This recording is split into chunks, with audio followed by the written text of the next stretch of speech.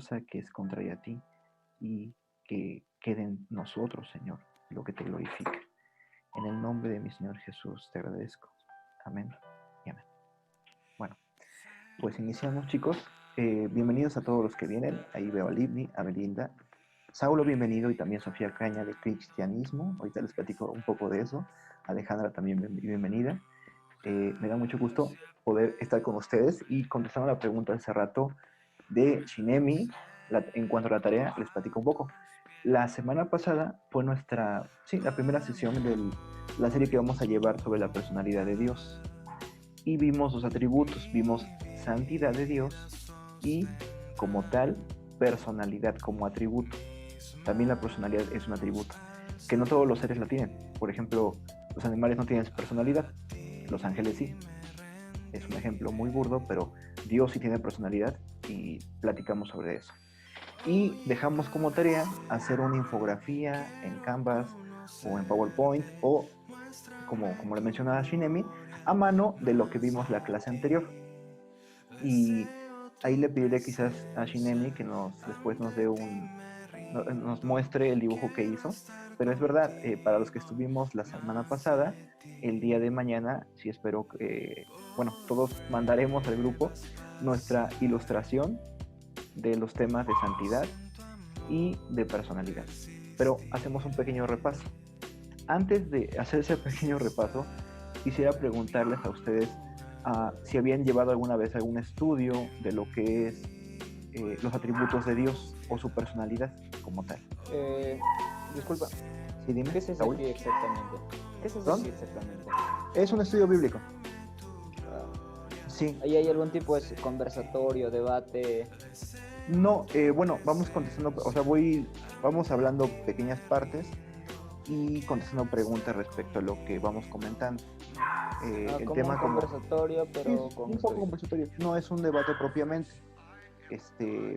Pero ahorita hago una pregunta fuerte. Primera pregunta, ¿alguna vez han como estudiado en una clase los atributos de Dios? ¿Tú, Adiel? Sí, recuerdo que, cuando me bauticé justo hace casi un año, un poquito más, esa es una parte de lo que se estudia en el curso que damos ahí en Zacales para aprender como las bases de la ICIA. De acuerdo. Saulo, tú mismo, ¿has estudiado sobre los atributos de Dios? Sinceramente no tengo tiempo apenas para mis clases. Recién tengo 16 y en verdad nunca he tomado el tiempo para estudiar. De acuerdo. Bueno, segunda pregunta, y esta es una pregunta un poco más fuerte. ¿Alguno de ustedes es unitario o fue unitario en una parte de su vida? Unitario respecto a solitario, alguien autosuficiente. No es exactamente eso, pero estuvo buena esa. No, unitario se refiere a un pensamiento dentro, digamos, de la rama cristiana, que en algún momento se dio de que solamente existe una persona divina. Por ejemplo, hay grupos que dicen que solamente el Padre es Dios. Por ejemplo, los testigos de Jehová son un ejemplo de unitarios. Algunos dicen que solamente el Hijo es Dios. Y hay, por ejemplo, ramas pentecostales en nuestro país. En Uruguay también me he encontrado con personas así, que dicen, no, solamente el Hijo es Dios y solamente en el nombre del Hijo. Entonces, eso es más o menos. ¿Alguno de ustedes conoció o fue en algún momento de su vida unitario? En mi universidad, yo soy la única cristiana, pero la mayoría siempre me dicen o siempre me preguntan, ¿quién crees? Y yo, a Cristo. Y me dicen, ¿quién es Dios? Así de una manera como que les diga una persona en especial. Y yo así de, no, es la Trinidad. Y ellos, no, solamente es una persona. Y así, siempre me dicen, es una persona, una persona, una persona. ¿Y te han como comentado más estas personas que te preguntan? ¿Cómo se llama?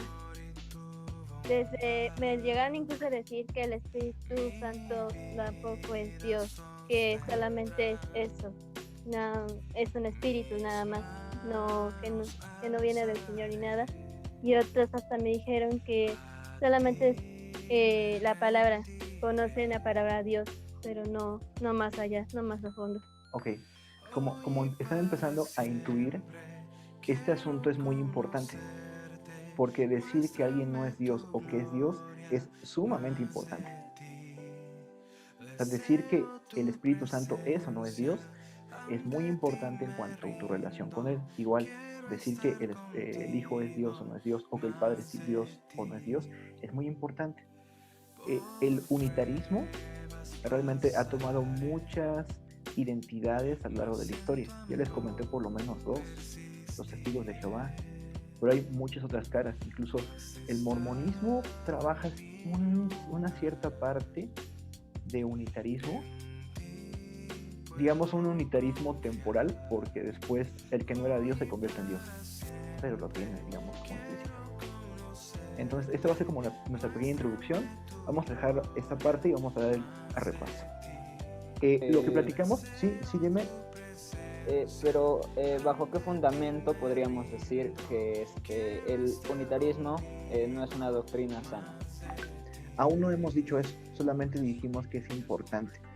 Es importante pero decir... recién vamos a entrar eso, o sea... Sí, aún no hemos argumentado en pro o en contra, solamente dijimos que hay posturas a lo largo de la historia y mencionamos un par de posturas actuales y hemos mencionado que es importante el asunto. Digamos que no es un asunto secundario. Eso es lo que hemos dicho hasta ahorita. No hemos entrado en decir si es buena o mala postura. Vamos con calma. Quisiera darles un pequeño resumen de lo que se vio la vez pasada. Vimos dos atributos importantes: santidad y personalidad. Santidad. Santidad es un atributo que en Dios es un poco diferente de lo que es en los seres vivos, en los humanos. En Dios significa aquel atributo por el cual Dios está apartado de toda su creación, de todas las cosas. No en un sentido impersonal, sino que es algo mucho más especial. En particular, es apartado del pecado, en particular, pero en general es apartado de todas las cosas. En los seres humanos, el atributo de santidad es un poco diferente, porque ahí no es que la persona se aparte de todas las cosas, sino que Dios la aparta para sí mismo.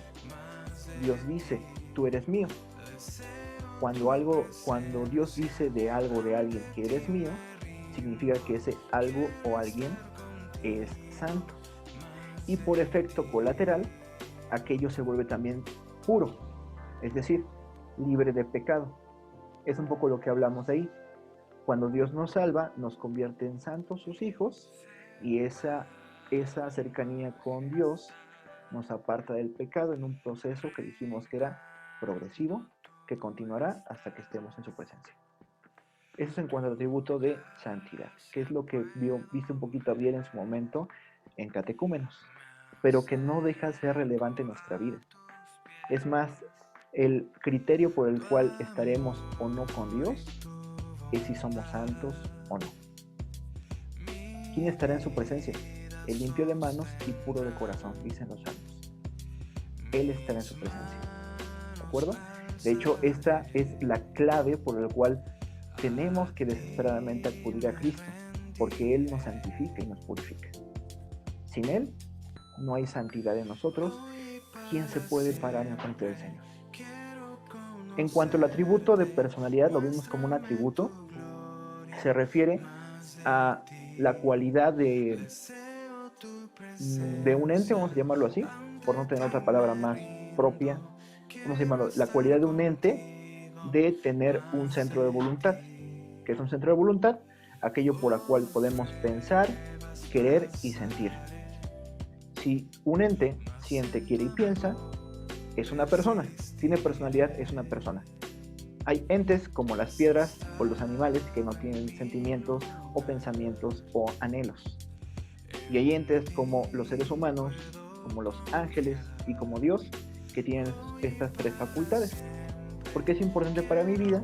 Porque pone una línea completamente fuerte entre lo que creen las personas respecto a Dios. Hay gente que dice de entrada, Dios no es un ser personal y por lo tanto no importa lo que haga con mi vida, yo puedo hacer en mi vida lo que yo quiera absolutamente. Y hay personas que creemos que es un ser personal, dado que tiene sentimientos y tiene voluntad. La forma de acercarnos a Él debe ser considerando estos aspectos. Y platicamos que Dios no es un cajero automático. Los cajeros automáticos no tienen sentimientos, solamente se guían por medio de tu tarjeta que ingresas, tu NIP, aprietas correctamente la combinación y la acción que tú quieres hacer y funciona.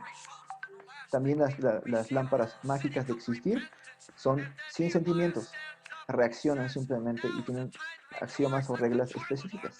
Los celulares tampoco tienen sentimientos, las personas sí tienen sentimientos. Entonces, si tratamos a las personas como objetos y si tratamos a Dios como objeto, se va a revelar tanto nuestra idea de que tenemos de Dios como nuestra oración. Y es por eso que hay mucha gente por ahí decretando, atando y diciéndole a Dios que no va a aceptar un no de Él por respuesta. Sin embargo, dado que tiene personalidad, no se le trata a una persona de esa manera. Daniel, bienvenido. Qué bueno verte. Qué bueno, exactamente. Y existen estas ideas de que tenemos un Dios que nos obedece. Cash Luna y el Evangelio de la Prosperidad es una aplicación de eso. Y esto lo hace vigente. Es vigente el aprender el atributo de personalidad. Pero también platicamos, y con esto ya hablo directamente al tema, ¿no? Que este estudio de los atributos no es suficiente para entender a Dios, nunca lo va a hacer, pero va a ayudarnos a, por lo menos como Moisés, y fue como el tema que tratamos en general, así como Moisés al acercarse a la presencia de Dios se quitó el calzado de sus pies, a de alguna manera hacer lo mismo, con lo poco o mucho que no se ha revelado. Y en segundo lugar, tampoco es menospreciar un estudio de atributos o de teología, porque es el medio que quizás Dios está usando o usan muchas personas para acercarlo a su presencia. Tú escuchas de que es una persona y te cambia la vida. Te cambia la vida. Lo dijo Shinemi. Nos entiende por lo que pasamos. Y en particular, Jesucristo nos entiende. Él carga nuestra cruz, Él asume nuestras culpas, Él por su llaga somos curados de la enfermedad del pecado. Y bueno, ya fue todo lo que tenía mi introducción. Ahorita sí entramos de lleno al tema de Trinidad. Antes de eso, Saúl, Sofía, Ari Limón, Shinemi, Livni, quien quiera, ¿algún comentario, duda o pregunta? Al momento de tratar sobre los atributos de Dios, ¿vamos a tratar solamente atributos generales o atributos específicos? Vamos a tratar atributos específicos, pero siempre con lo que mencionamos la vez pasada, que nunca trabajan aislados. Generalmente separamos en atributos distintos con el fin de que nosotros como humanos lo entendamos un poco mejor. Pero en la realidad, todos los atributos trabajan al mismo tiempo. Son la esencia de Dios, son simultáneos, es más, son indivisibles. Por eso vamos a mencionar otros atributos mientras mencionemos el específico. ¿Alguna otra pregunta? Belinda, Daniel, o comentario, Anabel. Perfecto, pues iniciamos y platicamos un poquito del unitarismo, que es la idea de que solamente existe una sola personalidad en Dios. Recuerden, hablamos personalidad como un centro de voluntad o centro volitivo, por el cual sentimos, queremos y pensamos. ¿De acuerdo? Esa es nuestra definición de personalidad y tenemos que recordarla constantemente. Entonces, vamos a iniciar precisamente con el versículo clave o uno de los versículos claves del unitarismo. Entonces, les voy a dar 2 minutos para que lo encuentren. Lo voy a recitar en partes. Oye Israel, Jehová tu Dios, Jehová uno es. Entonces búsquenlo en sus concordancias. Está en Deuteronomio, búsquenlo. Y el primero que lo encuentre, lo dice.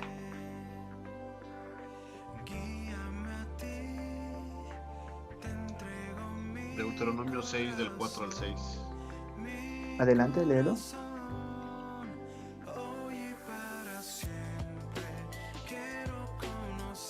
Oye Israel, Jehová nuestro Dios, Jehová uno es.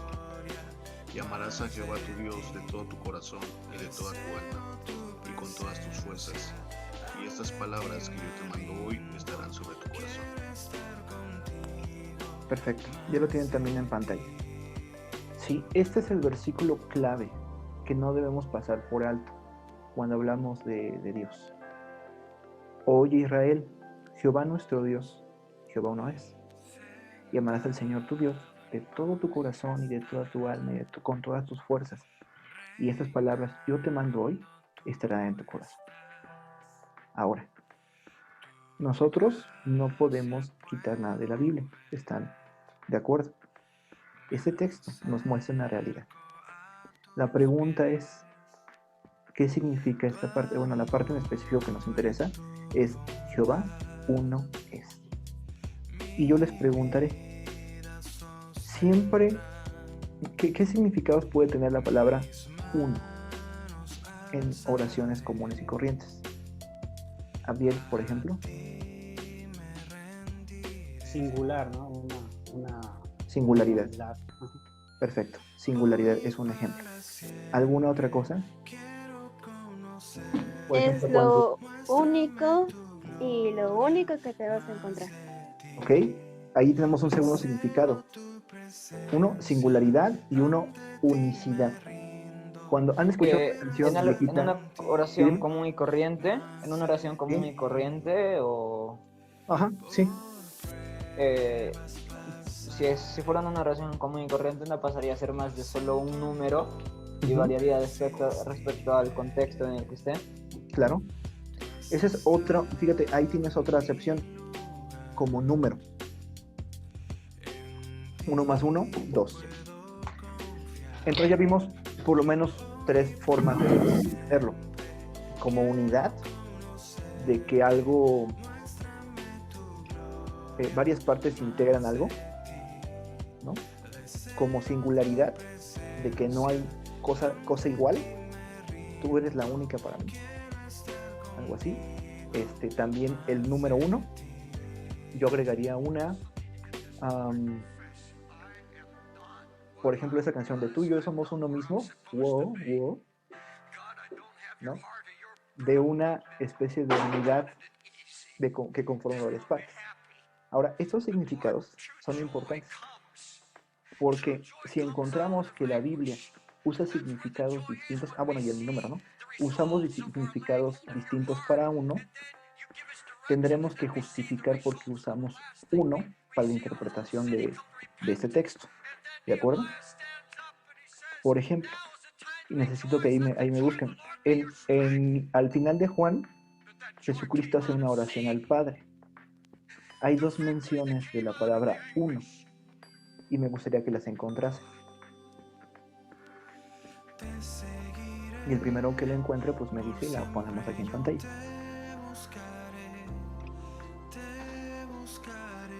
Juan 17:21, no sé si es ese. Sí, léala en lo que yo la busco. Para que todos sean uno, como tú, oh Padre, en mí y yo en ti. Que también ellos sean uno en nosotros, para que el mundo crea que tú me enviaste. ¿Me puedes repetir la cita? Juan 17:21. Te entendí. Ajá. Ok.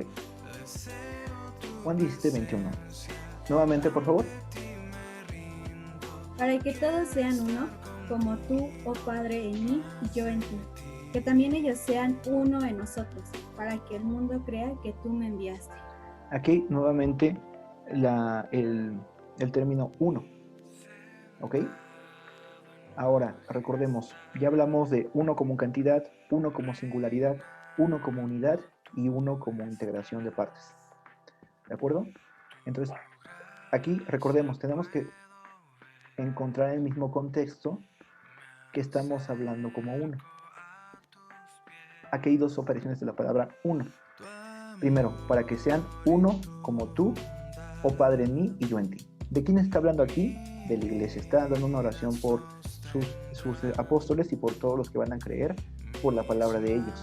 El contexto es la oración en el Monte de los Olivos, cuando está a punto de ser aprendido, y hace esta oración: que sean uno como tú, oh Padre, en mí y yo en ti. Que también ellos sean uno en nosotros, para que el mundo crea que tú me enviaste. ¿De acuerdo? Aquí, ¿de qué habla? Por el contexto. Habla de singularidad, de unidad, de cantidad, ¿o de qué habla? ¿De qué creen que habla? O de unicidad, por ejemplo.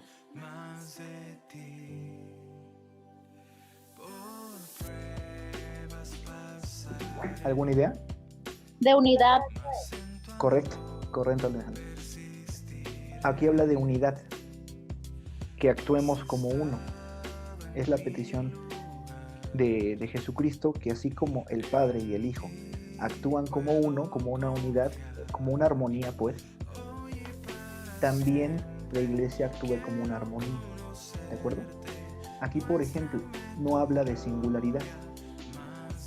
Singularidad tendría que ser un contexto donde hablase de que no hay otra iglesia, por ejemplo. Que sean uno, que nadie pueda ser semejante a ellos. Únicos, más bien, que sean únicos. Y aquí esa acepción de la palabra uno no se está usando. ¿De acuerdo? Entonces vemos que aún para una palabra sencilla hay acepciones. Les voy a dar un ejemplo de malísima interpretación y hasta se van a reír. Voy a la cita anterior.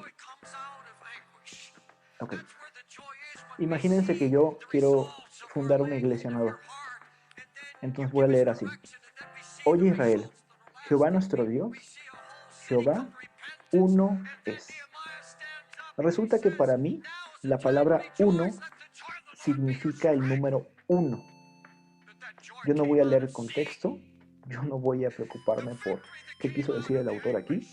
Para mí, porque yo quiero, la palabra uno significa el dígito 1. Les voy a decir, Pitágoras, por ejemplo, decía que los números y las cosas eran abstracciones de, voy a hablar muy filosófico, son abstracciones de un objeto ideal del cual toman esencia. Hay, por ejemplo, hay humanos que son solamente sombra y figura de lo que es el humano en esencia, un ser abstracto. Resulta que todos los dígitos beben de un uno ideal, y el uno es el significado de la vida. Cuando Jehová dice que uno es porque el dígito 1 es el que debemos rendirle culto y adoración por siempre. 1. Y voy a poner en mi iglesia un 1 gigante de madera y voy a adorar al 1. ¿Qué les pareció esa interpretación de la palabra 1? ¿Por qué está mal y por qué está bien? ¿Por qué se imaginan? ¿Por qué está mal cuál? Esa interpretación que doy a ese pasaje. Cuando digo, oye Israel, Jehová, nuestro Dios Jehová, uno es, y yo me pongo a adorar el número 1. ¿Por qué está mal? ¿Por qué es ridícula? Porque únicamente fuera de contexto. A ver, uno por uno, Saulo. ¿Por qué está mal? Porque está sacado fuera de contexto y el texto no se está refiriendo a números, sino a una persona que dice que es una unidad. Por ejemplo, aún no hemos visto qué es exactamente, pero no se refiere definitivamente al dígito 1, ¿de acuerdo? ¿Alguien más quería hablar? ¿Belina? Bueno, lo que sé. Cuando tú dices uno, sí, te pueden enviar un diferentes contextos. Uno, ¿en qué sentido ahora sí que te quieres referir?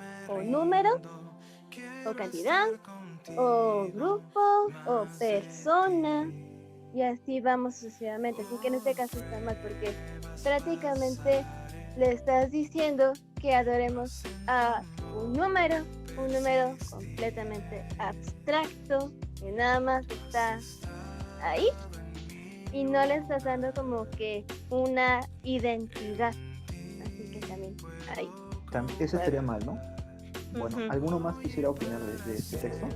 O sea, porque sí, bueno, tú primero. Porque se está haciendo uso de una técnica hermenéutica que en este caso es la interpretación literal, y se está, bueno, eso obviamente pues propicia una ambigüedad del discurso. En consecuencia, se está dejando de lado las demás herramientas hermenéuticas como la interpretación sistemática o teleológica para poder obtener, no sé si la palabra aquí también se puede utilizar, el espíritu del autor, o en este caso del legislador, ¿no? Sí. Ya estás metiendo también, bueno, conceptos de derecho. ¿Podrías explicar un poquito qué es, por ejemplo, sistemático y teleológico?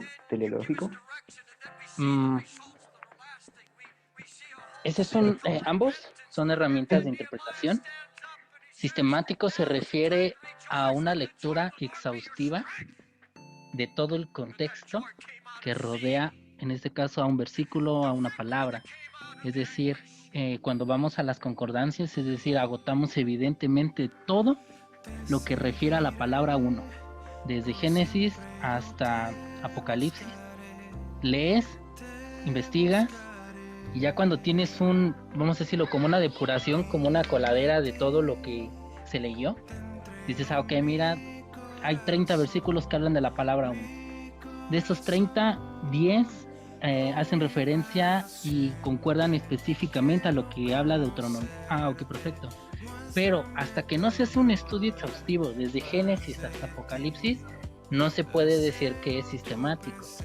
Hay ocasiones en que de manera indiscriminada se dice, ¿sabes qué? Yo ya hice una interpretación sistemática de la Biblia. Ok, ¿y qué leíste? Leí 3 capítulos de Génesis. Dices, oye, es que este no es sistemático. Tienes que haber agotado cuando menos más de la mitad para que tu justificación sea exhaustiva. Y teleológico se refiere por cuanto hacia el fin. Es decir, ¿cuál es la finalidad de que se haya escrito eso? ¿Cuál es la intención? Que es a lo que se refieren como el espíritu de lo escrito. Entonces, cuando lees, en este caso, al autor, dices, ok, dice Jehová es uno. Bueno, ¿cuál fue la intención de haber escrito eso?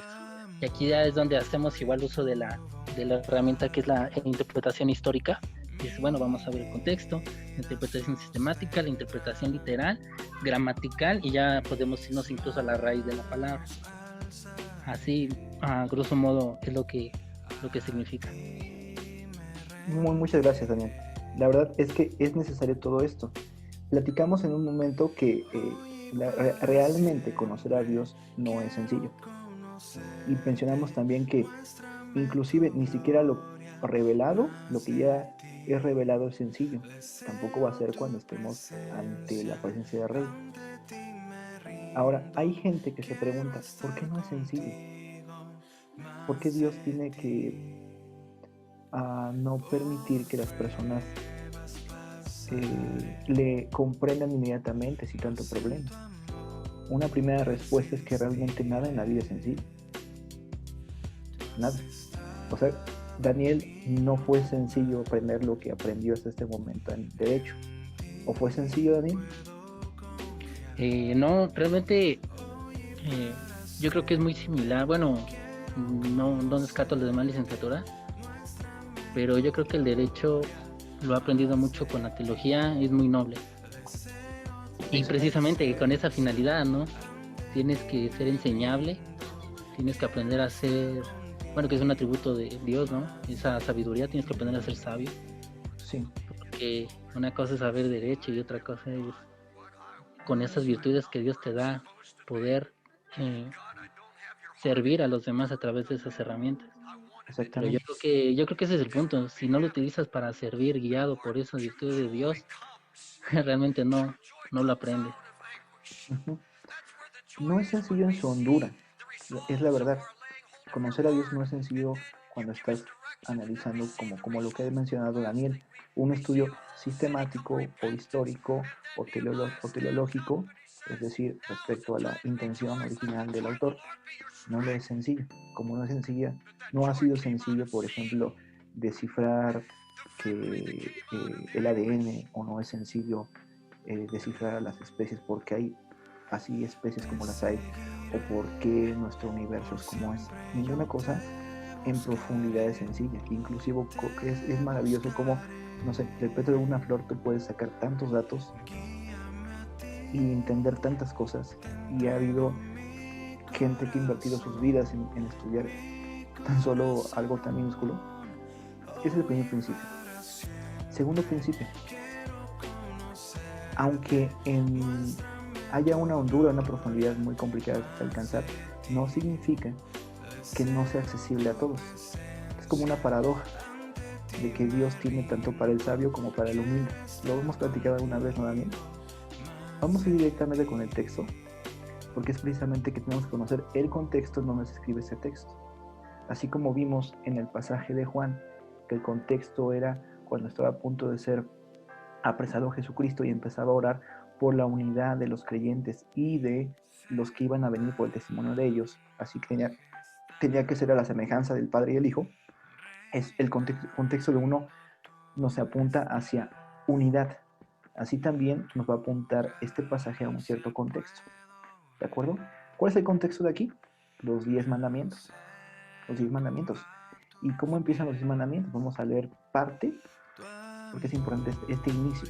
Llamó Moisés a todo Israel, es el versículo del capítulo anterior, y la narrativa empieza ahí.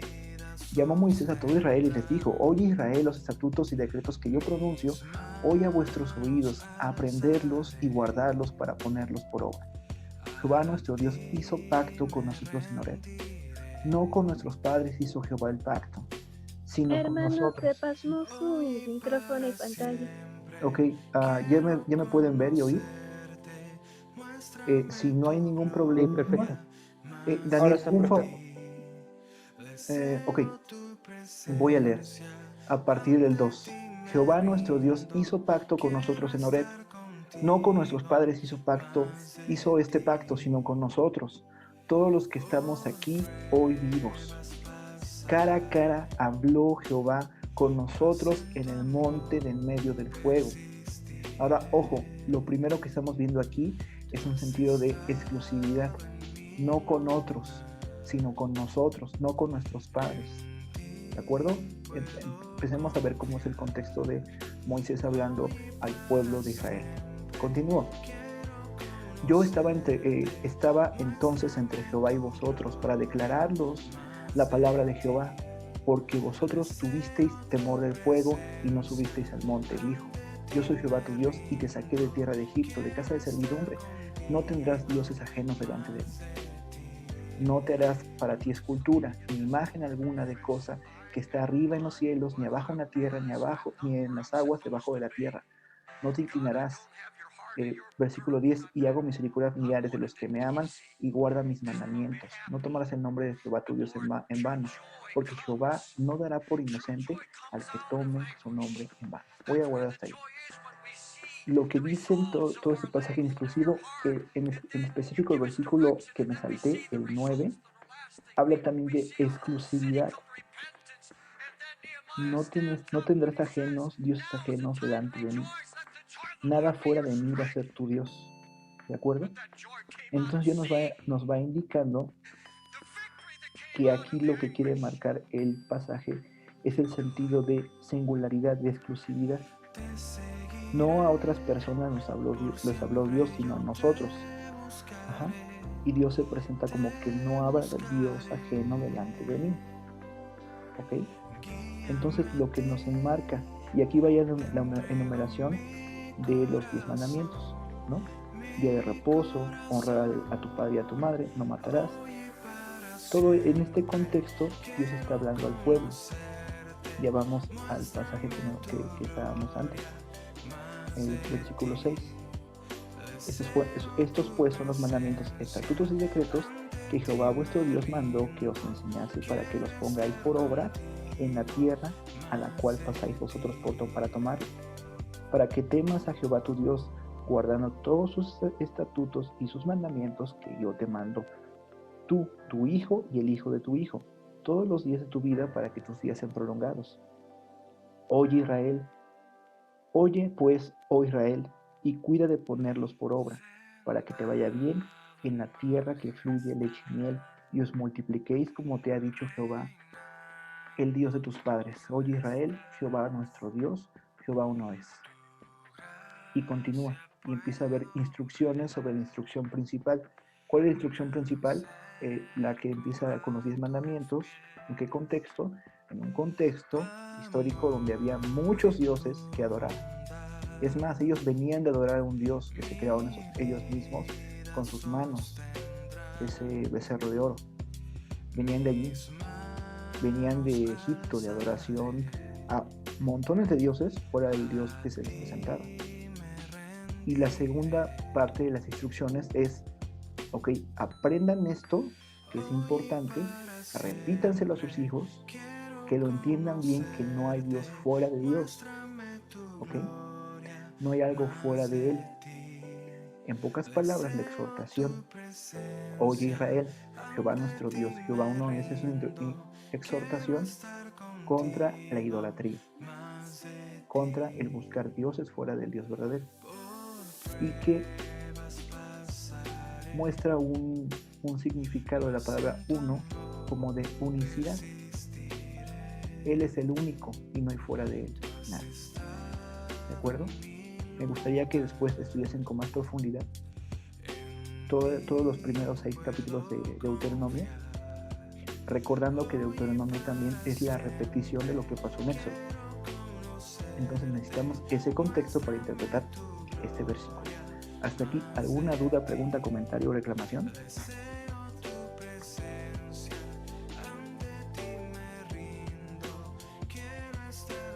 Hola, hola. Viri, ¿algún comentario? No, ninguno. Bueno, este es uno de los más fuertes versículos que apuntan hacia, es uno que usan los unitarios. El otro interesante es el del bautismo, cuando Pedro en Pentecostés les dice a su audiencia que se bauticen en el nombre de Jesucristo, que se arrepientan y bautícense en el nombre de Jesucristo, pero de eso hablaremos en otra sesión. Ahorita me gustaría como en torno a que entender que el versículo nos apunta a un contexto de en contra de la idolatría. No es un versículo que nos indique la naturaleza interna de Dios, propia de Dios, sino que no hay nada fuera de él. O sea, nos describe el entorno de la realidad. No es un versículo donde encontremos algo propio de Dios. Es una exhortación. Es como en el momento que te casas, ¿qué indica que te cases con esa chica? No indica algo propio de ella, no indica que esté enojada, que si está triste, que si es gruñona, que si es amorosa. Indica que para ti es la única. O sea, si tú llegas a una boda de gorrón, quieres ahí colarte en la fiesta, lo único que puedes saber, así, es de que para él es la única, ¿no? Y puedes proponer un brindis, ¿no? ¿Han visto la película de donde unos tipos se meten a bodas? ¿La han visto? ¿Se acuerdan que siempre improvisaban brindis, ¿no? Y inventaban cosas que eran comunes a todas las bodas, ¿no? Pues tú puedes llegar y decir, no, pues para él, ella es única.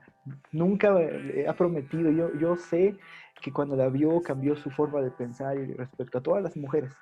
Eso podría funcionar en cualquier boda, porque lo único que te demuestra es una boda, es que por lo menos en lo que dicen, en su actitud, es que uno para el otro son únicos, pero no te indica el carácter interno, ¿de acuerdo? Este versículo no indica el carácter interno de Dios, indica una exhortación hacia los israelitas. Y este versículo es clave, ¿eh? Porque te lo van a sacar muchas veces los testigos de Jehová y muchas personas más. Muchas. Ahora, ¿Puedo comentar algo? claro que sí. Adelante, Sofía. Sí, es justamente esta parte de como una advertencia, ¿no? Para el pueblo de Israel, para que les quedara claro que Dios es alguien irrepetible, es el único que puede haber en su vida. Y justamente lo que decías, que no está hablando como específicamente de Dios desde su interior, sino hablando como para una generalidad para el pueblo. Y lo podemos encontrar en otros textos, por ejemplo en Levítico 19:4, cuando les dice, no os volveréis a los ídolos, ni haréis para vosotros dioses, ¿no? Yo Jehová vuestro Dios. porque solamente Él es su Dios. Entonces ellos tenían que entender esta unicidad, esta unidad de Dios, para entonces poder entender la parte interna de Dios. Eso es lo que quería agregar. Perfecto. Recordemos, para avanzar al siguiente punto, recordemos nuestra definición de personalidad. Personalidad es la cualidad de un ente. Dice Belinda, una vez te casas con ella, es la única mujer con la que te casaste y las demás no existen. Alguien decía que más que la elección de una pareja, la boda es decirle no a todas las demás. O sea, le dices no a todas. Es la forma sencilla de decirle a todas las mujeres del mundo no. Mejor le dices a ella, cásate conmigo, y lo demuestras. Para avanzar,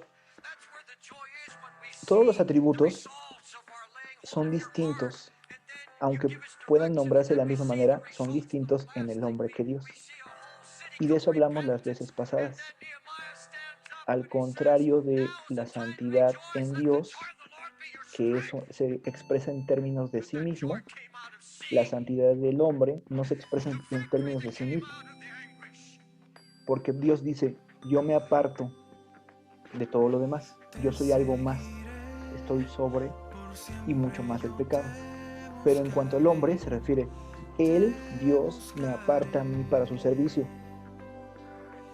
Ya no se expresa en función de mí, en mí con lo apartado, sino de lo que quien me aparta de lo apartado. Es un poquito confuso, ¿verdad? En una boda, por ejemplo, ambas partes comparten elección. Pero en la situación de Dios, una parte dice, tú eres mío. ¿De acuerdo? Personalidad es muy similar también al asunto. Es muy diferente. Aunque ambas, Dios siente, quiere y piensa, y el hombre siente, quiere y piensa, y el ángel siente, quiere y piensa, la expresión en cada ser es muy diferente. Dice Dios, mis pensamientos no son vuestros pensamientos. Tan solo así. Dios piensa de una forma, no me gusta el término infinito, es muy poco claro, pero es superior al hombre completamente, porque Él sabe todo de todos. De la misma forma, la personalidad como atributo, no podemos esperar que se exprese de la misma forma en nosotros, en Dios. Por ejemplo, los seres humanos se integran por un centro de voluntad. Aunque hay gente que dice que el trastorno de personalidad múltiple es real, pero aún así no se ha descubierto que efectivamente la persona tenga múltiples centros de voluntad, aunque pareciera, ¿no? Por los testimoniales y todo eso, ¿no? Pero Dios, ¿por qué tendría que ser restringido a un centro de voluntad? Es la primera pregunta que tenemos que hacernos. La segunda pregunta es que, sí, Kevin, se escucha muy bonito de la posibilidad de que Dios tenga más centros de voluntad. La Biblia dice eso, y es lo más importante, porque yo puedo decir muchas ideas. No, pues Dios en mi idea tiene 300 alas, o 1000 brazos, ¿no? Pensemos en una concepción hindú, tiene 1000 brazos o algo así, o tiene 1000 no sé qué de algo. Ok, la Biblia, ¿dónde lo dice eso? Si somos cristianos tenemos que contrastarlo esto con la Biblia. Vamos al libro de Génesis. Aunque no abarquemos directamente Trinidad, solamente vamos a abarcar vamos a abarcar algo que no tiene Dios, que es la interpretación que dan los unitarios dice este versículo, y algo que sí puede tener Dios, que es la multipersonalidad, varios centros de personalidad de una persona en un ser.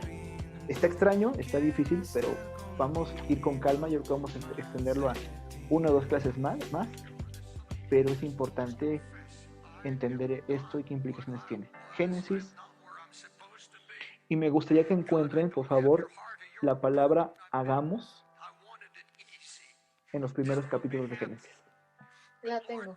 La tienes, perfecto. Adelante, léela. Génesis 1:26. Entonces dijo Dios, hagamos al hombre a nuestra imagen, conforme a nuestra semejanza, y señore en los peces del mar, en las aves de los cielos, en las bestias, en toda la tierra y en todo animal que se arrastra sobre la tierra. Una pregunta, ¿alguno de ustedes no había visto que decía la palabra hagamos? ¿Que lo haya descubierto por primera vez este término? Shinemi o Sofía o Alejandra, no sé, ¿alguien?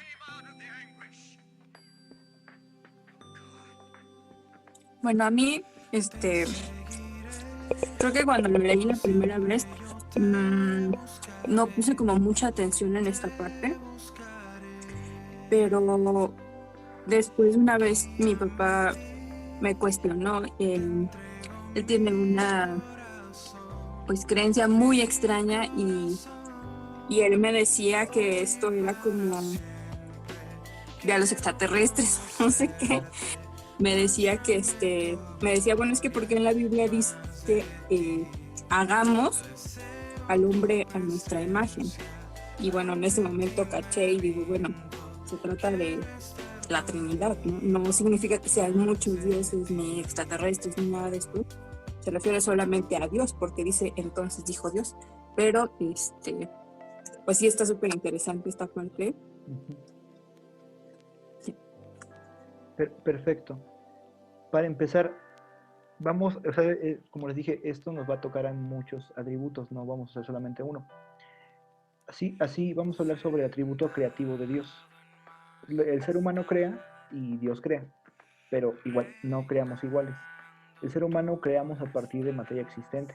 Yo puedo hacer una casa de los ladrillos que alguien hizo, que hizo del barro, que hizo de una persona que no sé, que preparó la tierra para que hubiese barro en cierto lugar, de alguna forma, ¿no? Creamos, o sea, todas las cosas que tenemos a nuestro alrededor vinieron de materia prima. Dios no, Dios crea de la nada. Él, con su palabra, crea las cosas, solamente con su palabra. ¿Ok? Entonces, estamos en un contexto de creación de la nada.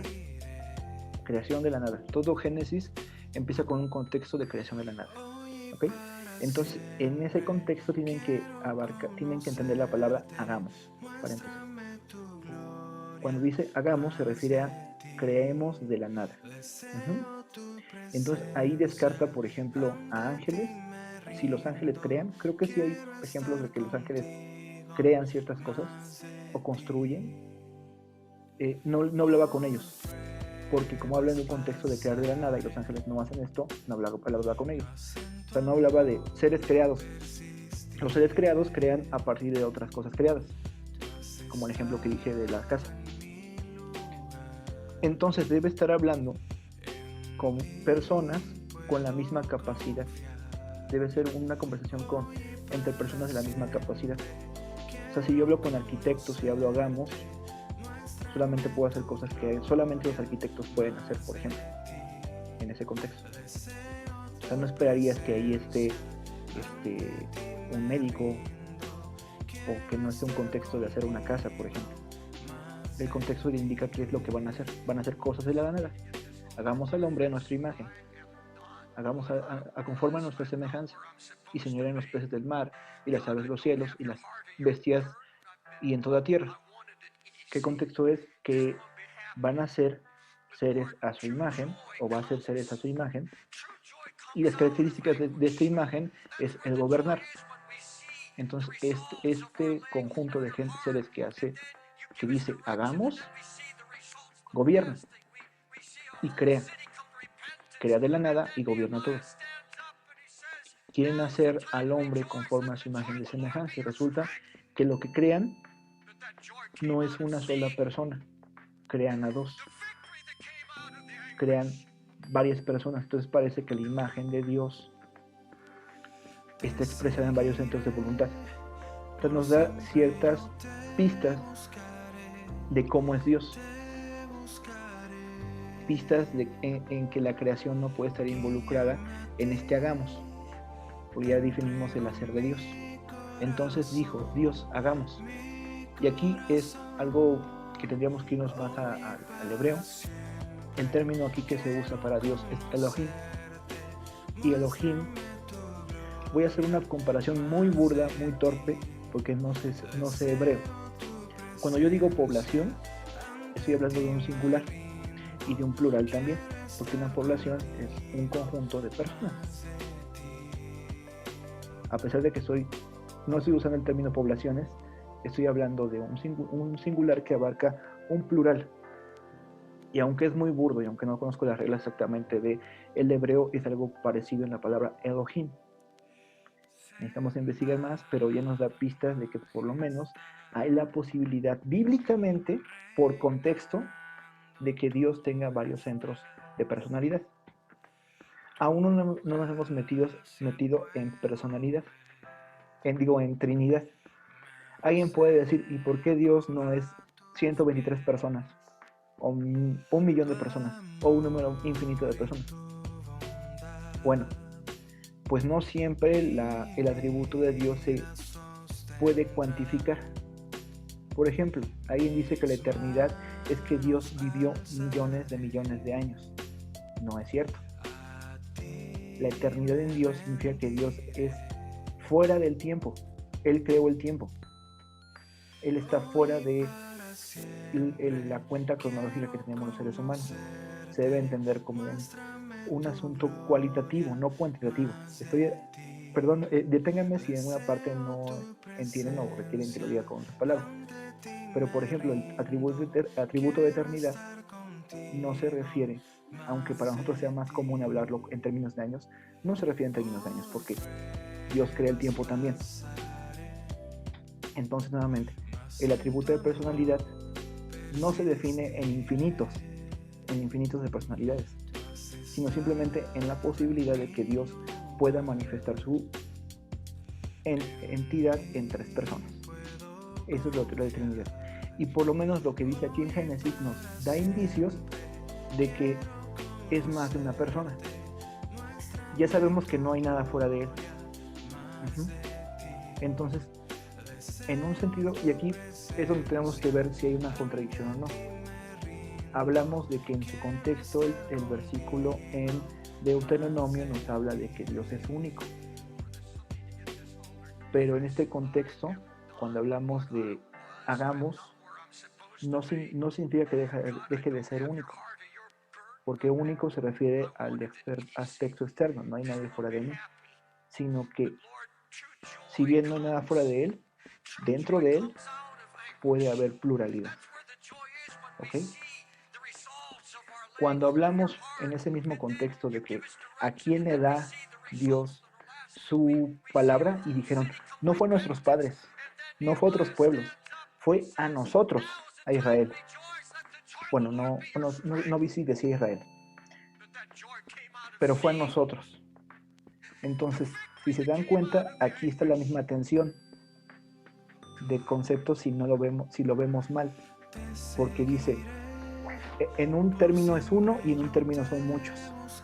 En un término es uno de único porque no se los dio a otros pueblos, hizo testimonio a Dios. Y sí son varios porque se nos dio a nosotros. No sé si me cachan por ahí. No se lo dio a otros pueblos,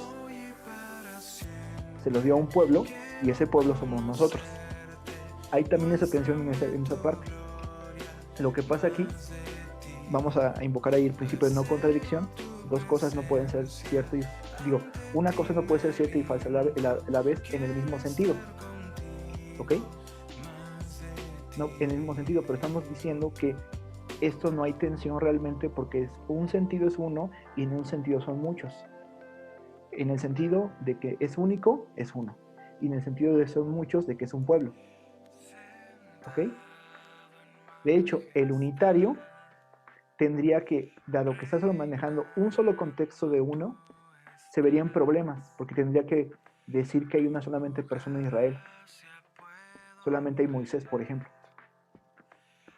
Y si decimos, no, aquí dice, no, es que soy unitario, tengo que decir nada más uno siempre. O por ejemplo, si dice que la Biblia nada más menciona un solo contexto de uno, tendría problemas con el pasaje de Juan, donde enmarca uno como unidad y dice como el Padre y yo somos uno.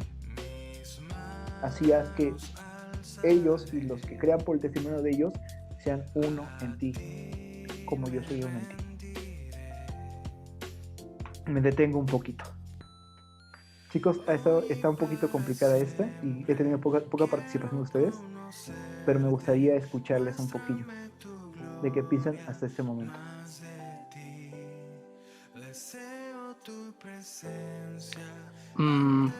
¿Yo? Sí, adelante. Esta palabra hagamos es demasiado interesante. Bueno, antes de ser cristiano era uno de los argumentos que utilizaba para molestar a los cristianos.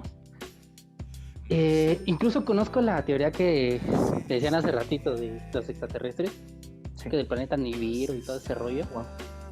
Y es bien interesante porque, bueno, ahorita voy a hablar un poco desde el punto de vista gnóstico. Como que se basa mucho en la literalidad de las palabras, lo que hablábamos hace ratito, ¿no? De la interpretación gramatical.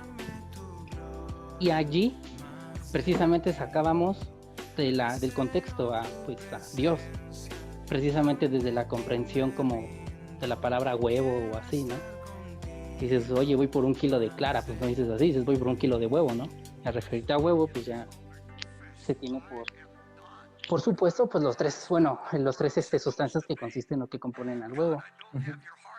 Uno de los, bueno, en un principio, no sé si estén de acuerdo o lo hayan escuchado, o tu amigo, que escuchaba, o bueno, uno de los primeros conceptos que aprendí en la fe cristiana, bueno, no en la fe cristiana, en la teología, para tratar de defender ese punto, o tratar de defenderme ante, por ejemplo, el maestro que te comentaba, que en un momento que me molestaba en la universidad y que creía en los extraterrestres, por cierto, saca ese contexto y me dice, a ver, ¿por qué aquí dice hagamos? No, habla más de 2 dioses, habla más de 3 dioses, o sea, ¿aquí qué pasa? Que no es un dios, no es unicidad, y tú de, Dios mío, no sé qué decir, ¿no? Y la idea que me ayudó a tratar de comprender en un principio esto, una de las ideas, fue que hablaba, pues muy bueno, a mí me encantó, creo que es muy romántico esa idea. Dice, si se dan cuenta, bueno, dice el autor, no tengo en la mano, es el autor, veamos el contexto de la creación. Dice, comienza con los cielos, que son los 3 cielos, comienza así con todo en orden. Dice, pero al final hace una pausa, o más bien, en el aspecto penúltimo, porque el último es con la mujer, dice, hace una pausa.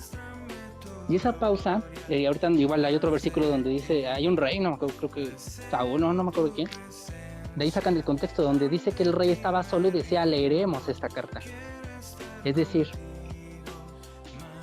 se supone que en la antigüedad, cuando tú querías referirte a algo que era lo máximo, lo más increíble que ibas a hacer, hablabas en plural. Es decir, por ejemplo, si yo lo mejor que sé hacer es argumentar, se supone que en esa época o en ese contexto histórico decían, argumentaremos, siendo que yo estaba solo. Y entonces en este caso con el rey dicen, ¿sabes qué? Leeremos. Y en este caso con Dios dice, haremos o crearemos al hombre. O sea, como que eso me gustaba del autor, te digo que era muy romántica esa explicación donde dice, lo mejor que sé hacer, lo mejor, esta esencia, esta semejanza mía está aquí. Y me encanta porque ya después tiene toda la audiencia, toda la creación, y eso me encanta en el valor de la mujer. Dice, ¿sabes qué? Haré a la mujer, ¿no? Entonces en ese contexto dice, mira, lo mejor que se sabe hacer, lo mejor que creó Dios es el hombre, por eso hablaba en plural. En otro aspecto o en otra teología que encontré, decía que se refería a un diálogo o a una plática, como en un aspecto conjunto, en este caso como tú lo referías en una trinidad, eso es que Hijo, Espíritu Santo, Dios, bueno, Jehová, haremos al hombre. Y precisamente desde allí, esa idea también me gusta, dice, ya desde allí estaba planeado el plan de salvación, ¿no? Estaba creándose el plan de salvación, desde esa conversación. Ahora, versículo 27 de Génesis 1. Y creó Dios al hombre a su imagen. Perdón, a mí me gusta mucho. Sí. Espera tantito. Sí, adelante. Perdón, ya. Es que me tenía una llamada. A mí me gusta muchísimo porque desde ambos aspectos, del aspecto de unicidad, ¿sabes qué haremos? Están platicando los tres y dices, oye, qué padre. Uh-huh. O desde el aspecto romántico, de lo mejor de la creación, son ustedes. Yo creo que en esos dos aspectos a mí me fascina. Y hasta ahorita son los que más, por los que más me inclino, por los que más me han ayudado incluso para platicar con personas, bueno, ahorita ya amigos gnósticos o que creen en otras teorías. Y en lo personal a mí me gusta muchísimo. Siento que es muy loable Pensemos, esa explicación. pensemos un poquito en su contexto gnóstico. En la antigüedad, bueno, en el periodo donde se escribe Génesis, donde se escribe Génesis, los mitos alrededor de la creación siempre tienen que ver con conflicto. Siempre.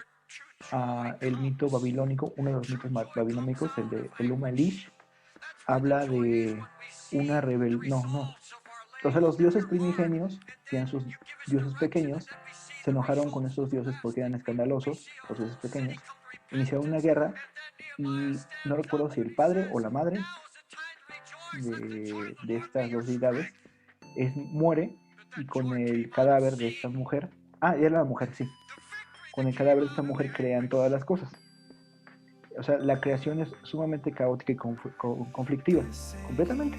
O sea, y se origina de guerras y agarras la cabeza de tal persona, tal dios, y con esa creas tal cosa. Permítame un momento, es que son una alarma.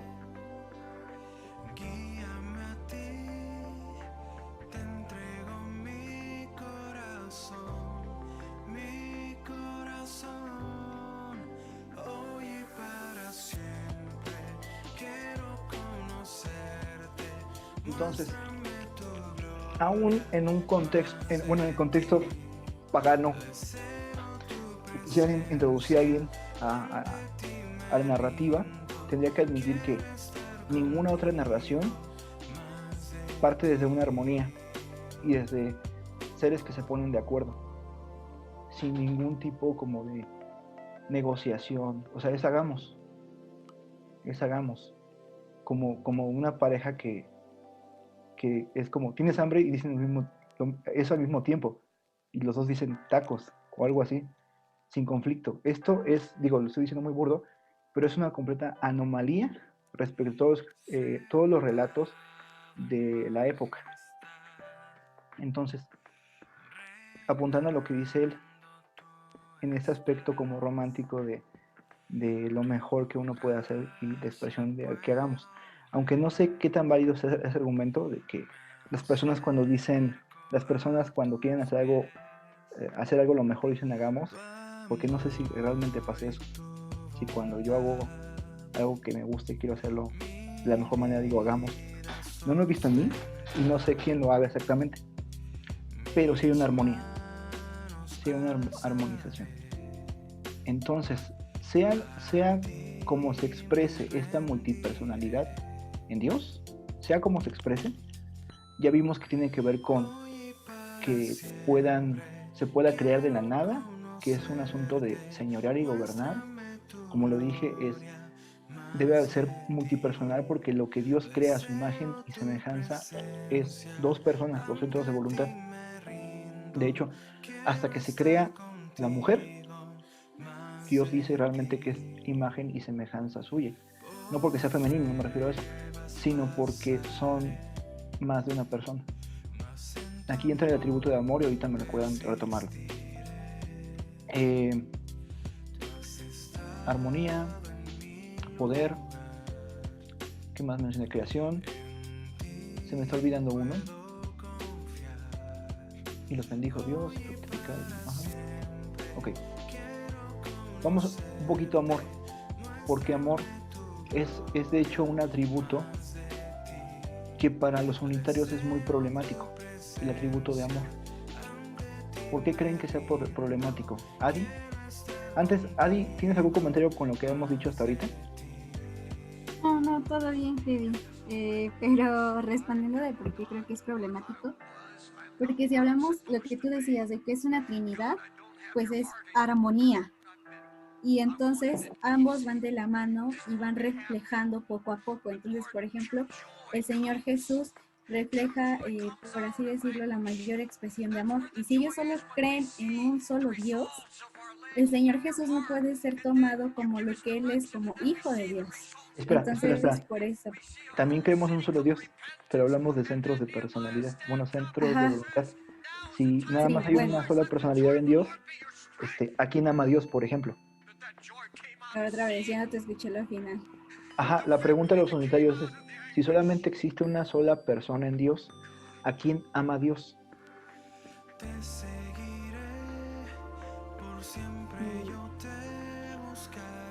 Pues, Hay una forma en que lo resuelven ellos. Dicen, por ejemplo, Dios, por ejemplo, ven que dicen, Dios nos amaba antes de la fundación del mundo. Ah, ahí está. Cuando no existíamos, Dios nos amaba aunque no existíamos. ¿Por qué? Bueno, ¿por qué este es el problema del amor? Porque el amor dijo, dice, a mí se me ha hecho complicado comprender la Trinidad cuando oro, dice Shinei. Es verdad, es complicado. Y quizás sea momento de cerrarlo, pero vamos a continuar esta parte de la Trinidad con la siguiente sesión. Pero vamos a tocar el atributo de amor que nos va a ayudar muchísimo para entender la Trinidad. Cuando una persona se ama a sí mismo, no expresa la voluntad de Dios. Repito, cuando una persona se ama a sí misma, no expresa la voluntad de Dios. Por eso los dos mandamientos siempre se expresan. Los dos mandamientos donde se resumen la ley y los profetas se expresan en amor hacia otros. Primer mandamiento: amarás al Señor tu Dios con todo tu corazón, con toda tu alma y con todas sus fuerzas. Y el segundo es semejante a este: amarás a tu prójimo como a ti mismo. Dos mandamientos. Hay gente que dice que son tres. Pero ¿qué dijimos? Hay dos mandamientos, es las palabras de Jesús, en que se resumen la ley y los profetas: amar a Dios y amar a tu prójimo. ¿Cómo amas a Dios? Con toda tu alma, con toda tu mente y con todas tus fuerzas. ¿Cómo amas a tu prójimo? Como a ti mismo. Son dos, no tres. Son dos, no tres. Muy importante, porque hay prédicas que te van a meter. Para amar a tu prójimo, a Dios, tienes que amar a ti mismo. Y si te amas a ti mismo, si no te amas a ti mismo, tienes que trabajar en ti mismo y olvidarte de los demás o de Dios. Porque lo más importante es amarte a ti mismo. Es psicología muy en contra de lo que Dios dice. Pero muchas veces nos la venden y la compramos.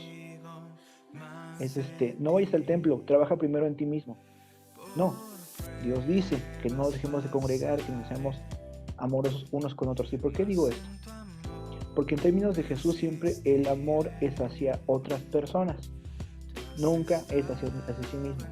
Jesús nunca hizo, por ejemplo, algo para su propio beneficio, sino para otros. Por ejemplo, Jesús expresa el amor hacia los amigos como dar su vida, dar la propia vida. Por ejemplo, ese pasaje choca exactamente con la concepción cultural que tenemos, porque nos dice, protege tu vida, y Jesús dice, entrega tu vida por tus amigos. Entrega tu vida por tus amigos. Entonces, vemos que en los términos de Dios, el amor siempre es hacia otro. Esa es la forma en que se contesta un unitario. Estos son los términos del amor de Dios. Y tú dime, ¿cómo es posible que sin creación Dios ame? Si el amor siempre es hacia otros. Ahí se va a hacer bolas y va a decir, no, entonces Dios no tiene atributo de amor hasta que crea. Eso es blasfemia. Los atributos de Dios son la esencia de Dios. Platicamos en la clase pasada. Son su esencia, no los adquiere. Dios, un atributo de Dios es la inmutabilidad. La inmutabilidad también es inmutable también. El amor también es inmutable. Entonces, si una persona les dice Dios consiguió amor a partir de su creación, ya estás platicando con un hereje. Y tienes que tratarlo como a un inconverso con amor, no como dándole una patada, ¿no? Para traerlo hacia Cristo. Así yo lo menciono, pero platico con los pastores para que les den quizás más luz, quizás sea una posición muy radical de mi parte, quizás no. En segundo lugar, pueden decir, no, es que Dios amaba hacia el futuro. Dios nos amaba antes de la creación del mundo. Ok, pero ¿significa eso que está amando algo que no existe? O sea, en la eternidad, bueno, en el tiempo antes, siempre es complicado decir esto, en aquello que pasó antes de que Dios creara el tiempo. Perdón, me confundo mucho en esos términos. no existíamos nosotros. Entonces Dios está amando algo inexistente. Y amar algo que no existe no es lógico. O sea, Dios no te va a bendecir por amar a un unicornio escupefuego, por ejemplo. No entra en esa definición amar al prójimo. De hecho, la definición de amar al prójimo es aquel que está cerca de ti, que tiene necesidad de ti. Por eso la parábola del samaritano se expresa en términos de que el samaritano vio la necesidad, fue movido a misericordia y actuó en consecuencia. ¿Ok? O sea, y esto es muy importante porque hay veces en que decimos, yo amo mucho a la gente de África. Y si no estoy haciendo algo por la gente de África, como orar, como aportar, como otro, como algo como esto tangible y verdadero, realmente no estoy amando. Entonces, eso mismo, estamos extrayendo las enseñanzas de Jesucristo. Se lo decimos al unitario, le decimos, oye, entonces tu definición de Dios es de un Dios que no ama. Si amas lo irreal, realmente no amas. Realmente no estás amando. Es una cosa distinta, es un anhelo, pero no es amor. El amor siempre es recíproco, otro principio. Siempre es recíproco. Entonces, si la gente no ama a Dios, significaría que Dios no ama. Entonces Dios no amaría realmente. Entonces, para que Dios ame, debe recibir amor. Entonces debe haber en Dios una configuración, voy a llamarlo así, tal que permita que Él ame a otros seres, ame a otras personas desde siempre y que sea recíproco y que sea no imaginario sino real ese amor. ¿Ok? Ese es, o sea, el amor literalmente está rompiendo con concepciones erradas de Dios, literalmente. Y también está rompiendo con concepciones trilladas y erróneas de nosotros. Y con esa parte cierta. Si nuestro amor no es incondicional, no se está mostrando en acciones reales hacia la gente que está sufriendo, no es amor. No es amor. Y si no estamos recibiendo reciprocidad de nadie, significa que ni siquiera conocemos a Dios, porque Dios, inclusive cuando somos malos, Él siempre da amor. Entonces, si en algún momento ustedes sienten que nadie los ama, se están alejando de Dios. Porque Dios es el primero que les ama a pesar de cómo somos. Nos ama a pesar de cómo somos. A pesar de que padre y madre nos dejen y el mundo nos tenga por locos, no sé, de cualquier forma, Él nos ama incondicionalmente. Entonces esa es una señal de peligro inmenso. Sentirte no amado refleja que te estás alejando de Dios. Y si, no sé, si alguno de nosotros nos sentimos no amados, es un poco rojo, urgente de que necesitamos volver a Dios, porque estamos aquí de rechazarle a Él. Porque es como si te llegaran, no sé, cartas de tu papá con que te peleaste con dinero y no quisieras abrir el sobre. Y es como, yo no voy a abrir ese sobre, yo me fui de su casa porque lo odio y no voy a recibir lo que él me da. Y luego te quejas de que no tienes dinero.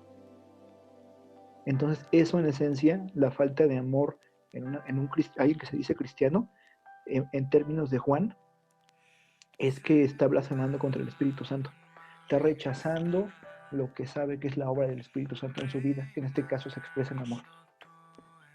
Entonces, para cerrar, en la conversación con un unitario, tienen que llevarlo a la cruz.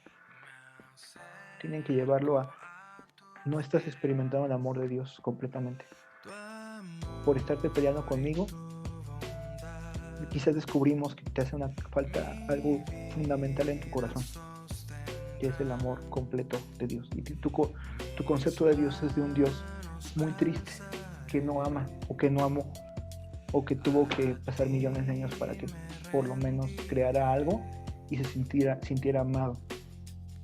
Y eso da cuenta de que tú no te sientes amado. Lo que le podemos decir a un unitario, porque realmente los unitarios, he visto unitarios, testigos de Jehová, por ejemplo, que le predico a otra persona y me dicen, ¿por qué no les hablaste del nombre de Jehová? Y la otra persona está con un familiar en el hospital muriéndose, y esa persona se preocupa porque yo no comparto su creencia unitaria.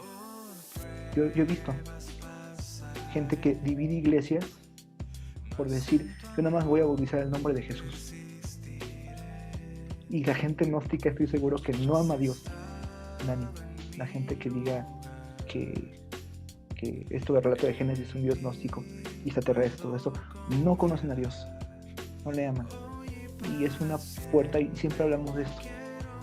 Aunque la teología no es suficiente para conocer a Dios, nos permite quitar el calzado de nuestros pies para que Él hable y para que nosotros seamos herramientas útiles para hablarles a otros.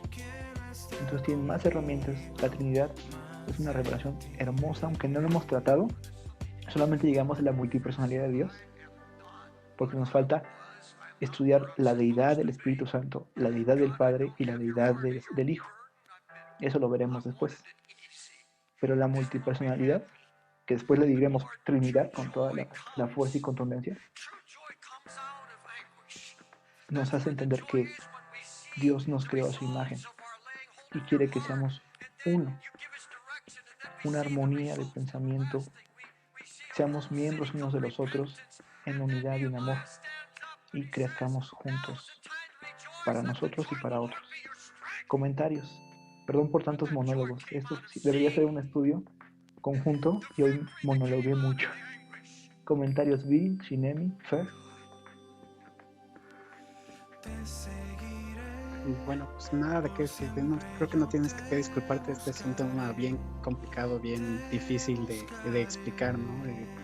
También a mí las primeras veces, a pesar de que pues yo, como se podría decir, que naces ahí en una creencia cristiana, pues estas preguntas, explicártelas o entenderlas siempre me resultó complicado. Incluso cuando las comprendí bien me hubiera gustado regresar a la universidad, ¿no? A pelear con unos profesores que siempre te quieren, te dan la vuelta cuando no estás bien armado en estas bases.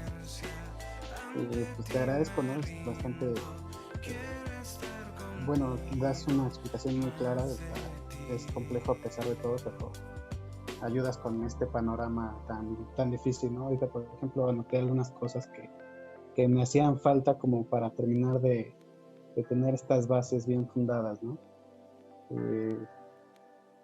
Por ejemplo, desde esta parte de Génesis, ¿no? Que lo hemos visto también con los compañeros de Answers in Genesis, que pues te dan muchas respuestas, pero si no las escudriñas a fondo, pues no te das cuenta que allí están desde el principio lo que Cristo nos está hablando, ¿no? Desde el inicio.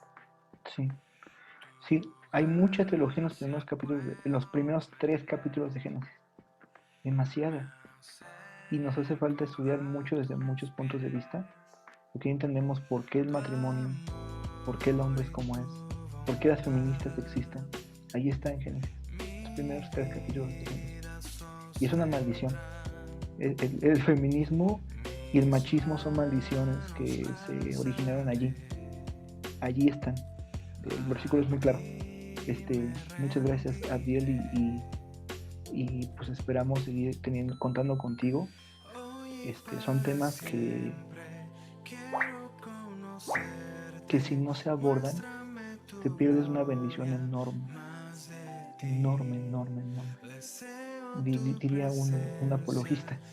Cada duda es una oportunidad de glorificar a Dios, y si la ignoras te la pierdes completamente, o caes en cosas peores, ¿no? Muchas gracias, David. Viri, Shinemi, ¿algún comentario?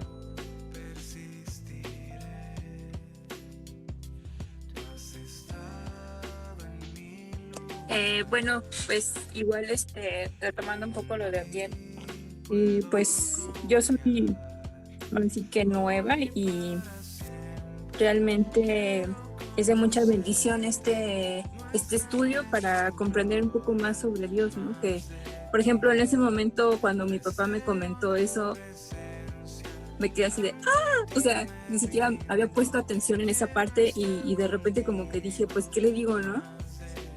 Pero pues es muy bueno comprender un poco más y y realmente es muy grato como conocer más acerca de Dios, porque así pues creo que también podemos amarlo mejor, ¿no? Y glorificarlo como es. Fíjate que yo estoy estudiando precisamente la creencia ovni. Estoy estudiando eso. Y una razón por la cual es atractivo es porque un extraterrestre no te exige vivir una vida santa. Lo vimos la vez pasada. Entonces, si le da igual a tu papá, lo digo con mucho respeto, que sean extraterrestres u otra cosa, o le dio igual en algún momento de su vida, es porque un extraterrestre no demanda santidad, ni demandaría otra cosa. Digo, es muy forzado meter extraterrestres ahí en Alagamos. Es demasiado forzado, de hecho. Demasiado. O sea, ¿de dónde ves extraterrestres allí? Solo en History Channel. History Channel ve extraterrestres hasta en la sopa. Está bien cañón. Vi un meme de ese de... Antes eran documentales de animalitos y de civilizaciones antiguas y de repente se metieron los egiptólogos e hicieron de las los ufólogos, perdón. Bueno, Viri, ¿algún comentario de ese estudio? Ay, qué bueno verte, Shinemi. Creo que sí son temas muy complejos, temas los cuales debemos de tratar con mucho cuidado y como bien lo decíamos en un principio, no sacar de contexto los versículos de la Biblia, sino ser precisos y ser muy cuidadosos en esa parte. Creo que nada más sería mi único comentario. Sí, hemos intentado ser precisos y cuidadosos, pero no hemos logrado ser exhaustivos definitivamente. Sigan estudiando estos pasajes. Si Dios les da la gracia de algún día estudiar hebreo, háganlo para que puedan entenderlo aún con mayor profundidad. Pero aún en el español que tenemos hay comentarios, hay mucha enseñanza que puede ampliarles el panorama histórico. Les hablé un poquito de religiones alrededor, de cómo no puede ser una cosa gnóstica o pagana este relato, y es diferente, ¿no? Pues solamente el asunto de la armonía de las personalidades divinas, eso es inédito. O sea, busquen mitología donde los dioses se pongan de acuerdo. Puedo estar aquí sentado toda mi vida esperando que ustedes encuentren mitología donde los dioses se pongan de acuerdo entre sí. Griega definitivamente no van a encontrar ahí, etcétera. Bueno, Fer, podemos ver el comentario. Bueno, Adi Limón se despidió de nosotros, ¿no? Tuvo que ir. Fer, ¿algún comentario? Pues nada más como conclusiones, pues pues no realmente yo no sí tengo, pero yo no tuve en ningún momento he tenido, ya hasta hace algunos meses me enteré sí efectivamente de esta situación de las doctrinas unitarias, pero pues es algo completamente pues desviado, ¿no? Lo que platicabas al principio, acomodan la Biblia a su conveniencia, ¿no? Y pues sí, ¿no? O sea, así que por gracia de Dios ya terminé de leer la Biblia 3 veces, ahora estoy empezando la cuarta y pues hasta donde Dios me permita, ¿no? Y esta tercera vez que la terminé, pues Jesucristo se revela a través de toda la Biblia, desde Génesis hasta Apocalipsis, ¿no? Ahorita estoy leyendo Éxodo y ahí es cuando realmente en el Evangelio de Juan, no es como comentarios finales, en el Evangelio de Juan hay Jesucristo, hay 7 yo soy de Jesucristo en el Evangelio de Juan, ¿no? Y desde Éxodo le dice cuando Jehová manda a hablar a Moisés ante Faraón y le dice a los hijos de Israel y dice, y respondiendo Dios a Moisés, yo soy el que soy, y dijo así, dirás a los hijos de Israel, yo soy, me envío a vosotros. Entonces por eso los fariseos era una blasfemia para ellos, ¿no? Dice, antes de Abraham yo soy, antes de que Abraham fuese yo soy. Entonces ahí Jesucristo se revela como el yo soy. Y ahí usa el nombre de Dios. Y fíjate que yo he tenido conversaciones con testigos de Jehová que dicen Jesucristo nunca dijo ser Dios. Lo que pasa es que no entienden las personas el contexto de que la declaración yo soy, la declaración puedo perdonar pecados, la declaración, muchas declaraciones que él hacía de yo sano, de la forma en que él sanaba y la autoridad que él decía tener, eran para los judíos blasfemia, porque estaba diciendo que él era Dios. Está excelente, pero porque nos introduces quizás la siguiente parte, partamos nuevamente de Moisés para hablar sobre la deidad de Cristo. Estaría buenísimo partir de allí. Y ya nada más por último, el Evangelio de Juan es maravilloso porque ahí, bueno, en el Evangelio de Juan está el yo soy el pan de vida, yo soy el agua de vida eterna, yo soy la luz del mundo, o sea, los 7 yo soy se revelan ahí en el Evangelio de Juan. Y en el Evangelio de Juan, capítulo 16, dice, pero cuando venga el Espíritu de verdad, Él os guiará a toda verdad, porque no hablará por su propia cuenta, sino que hablará todo lo que oyere, y os hará saber las cosas que habrán de venir. Él me glorificará porque tomará de lo mío, y os lo hará saber. Todo lo que tiene el Padre es mío, por eso dije que tomará de lo mío y os lo hará saber. Entonces aquí, a través de toda la Biblia, como comentaba Daniel, pues se revela el Padre, el Hijo y el Espíritu Santo. Y aquí viene en el Evangelio de Juan, viene en todos los evangelios sinópticos, si no estoy mal, viene la promesa del Espíritu Santo. Entonces, pues es bien importante y bien, como decía Daniel ese ratito, pues es bien importante leerlo todo en una unidad, ¿no? O sea, toda la Biblia sistemáticamente es perfecta, ¿no? La Biblia ya cuando la lees, en todo Antiguo Testamento hay una correlatividad y hay una asociación y es un libro pues único, ¿no? Me parece que hay un testimonio de un hombre que creía que nunca había escuchado de nada de la Biblia y cuando la leyó creyó que fue un solo autor por la unidad de todos los temas. Entonces el punto que lo llevó a Cristo es darse cuenta que había sido escrita por 40 autores en miles de años. Fue así como, no puede ser, esto debió haber tenido un solo autor, por el aspecto que mencionas de la unidad teleológica de la Biblia, o sea, en propósito. Todo así va embonando, va embonando, absolutamente todo, desde Génesis hasta Apocalipsis. Muchas gracias, Fer. Iba a dar otro comentario respecto a eso. Bueno, mencionaste la deidad de Jesús. Sí, estás mencionando también la deidad del Espíritu Santo. Dijimos que el atributo de gloria, que no hemos hablado de él a profundidad, pero es uno de los cuales no comparte con nadie. Gloria es un atributo que no recibe de las cosas creadas, sino más bien las cosas creadas lo reconocen y le dan gloria, pero él ya tiene gloria. Entonces, al decir que alguien toma algo de Dios, en este caso la facultad de perdonar pecados o de esta declaración que hace Jesús de él tomará de lo mío, yo tomaré lo del Padre que es mío, tiene que ver con gloria y otros atributos que para el judío bien entendido es blasfemia, porque está diciendo lo que dijo en términos claros es yo soy Dios, o sea, Jesús es Dios, Espíritu Santo es Dios. Pero si nos adelantamos un poquito, y este es un pequeño vistazo a lo que viene.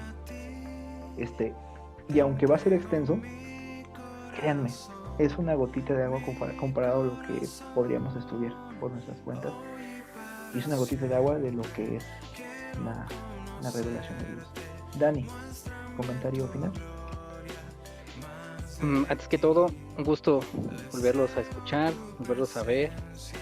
Espero que, bueno, con Apiel, Shinemi, que no los conocía, poder cultivar una bonita amistad y pues, entre todos y los que nos vayamos incorporando o así, realmente ir creciendo pues en esa relación en Cristo, porque yo creo que eso es algo bien importante, ¿no? Tener amigos en quien verdaderamente nos podamos acercar. Porque muchas veces yo creo que tenemos dudas, incluso dudas muy aparentemente simples, ¿no? Y a veces nos da pena, ¿no? Y a mí me pasaba en un principio, cuando comenzaba en la fe, y como que acercarte con alguien, como que, ay, no sé, luego te da como pena, ¿no? O no sé, luego la famosa soberbia espiritual o cosas así. Entonces realmente podamos crecer como un buen grupo, como buenos amigos, y un gusto en conocerlos. Otro punto en relación a los mandamientos, hubo una frase de uno de mis antiguos pastores que a mí me gustó mucho y me ayudó a comprender eso, y te los comparto. Él me decía: la relación vertical con Dios determina tu relación horizontal con los demás. Nadie da lo que no tiene. Entonces, por ejemplo, con el amor, ¿no? Él pone un ejemplo, dice: cuando tú oras por paciencia, ¿cómo oras, no? Señor, dame paciencia.